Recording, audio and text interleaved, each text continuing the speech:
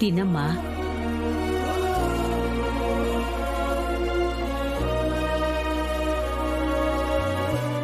ఏంటమ్మా ఆలోచిస్తున్నావు?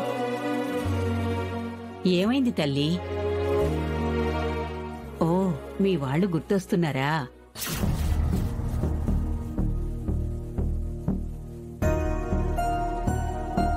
ఇలా నువ్వు లేదని చెప్పినా నీ మనసులో ఉన్న బాధని మాత్రం అబద్ధంగా మార్చలేవుగా.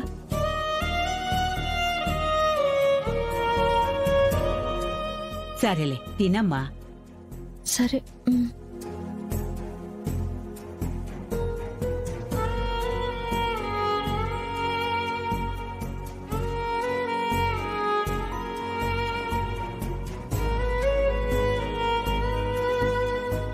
అమ్మా, నువ్వెవరో చెప్పమ్మా. నీ వాళ్ళెవరు? ఎక్కడుంటారు? వాళ్ల దగ్గరికి నేను నిన్ను చేరుస్తానమ్మా.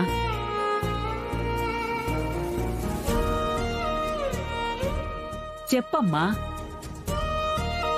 నీ వాళ్లతో ఏదైనా గొడవగాని పడి ఇలా బయటకు వచ్చేశావా? నీ తరపున నేను మాట్లాడతాను తల్లి వాళ్లతో. నువ్వు ఒంటరిగా ఇలా బయటకొచ్చి బతకడం అంత మంచిది కాదమ్మా. పెద్దదానిగా, జీవితం విలువ తెలిసిందానిగా, నీ శ్రేయస్సు కోరేదానిగా నేను చెప్తున్నానమ్మా. అర్థం చేసుకో. బామ్మ, నన్ను క్షమించండి. మీరు నా గురించి ఏ ప్రశ్న అడిగినా సమాధానం చెప్పుకోలేని పరిస్థితి నాది. నాకిప్పుడు నువ్వు తప్ప ఆశ్రయం ఇచ్చేవాళ్లే లేరు, ఆదరించే వాళ్ళు కూడా ఎవ్వరూ లేరు.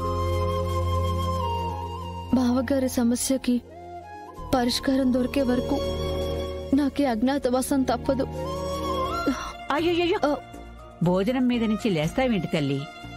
భోంచే. ఏంటలా చూస్తున్నావు? పెద్దదానిగా మనసు ఉండబట్టలేక ఏదో అన్నానమ్మా. తప్పుగా అనుకోకు తల్లి.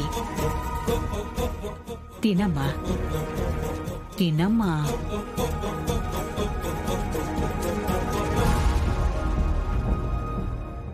అమ్మాయికి తన బాధలేవో మరొకరితో పంచుకోవడం ఇష్టం లేనట్టుగా ఉంది. గుండెల్లో దాగిన ఆ బాధ ఎంత సున్నితమో తన పరిస్థితి చూస్తేనే అర్థమవుతుంది.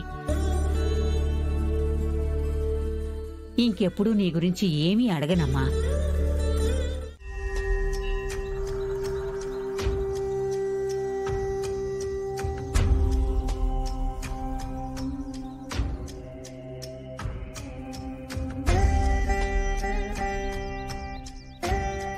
చెప్పు తల్లి, కోడలి గురించి తెలుసుకోవడానికి కోటి ఆశలతో వచ్చావు. జరిగిందేంటో వివరించు.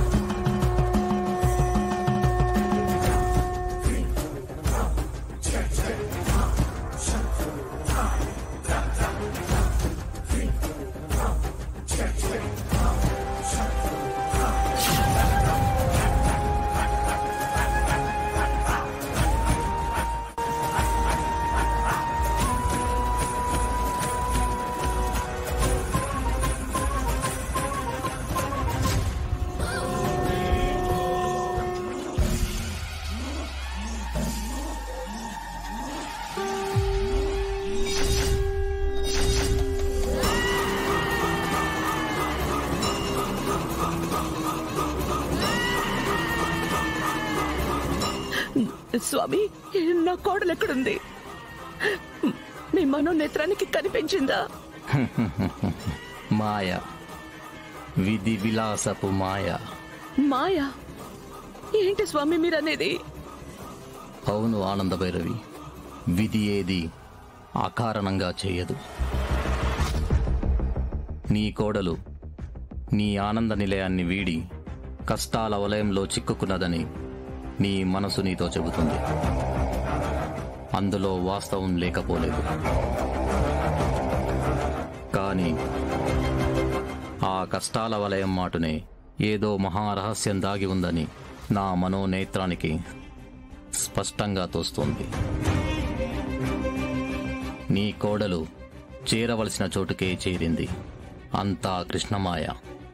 చేరవలసిన చోటంటే ఎక్కడ స్వామి?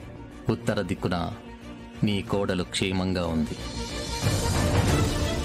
కొండంత మనసున్న ఓ తల్లి నీడలో ఉంది. దిగులు పడకు.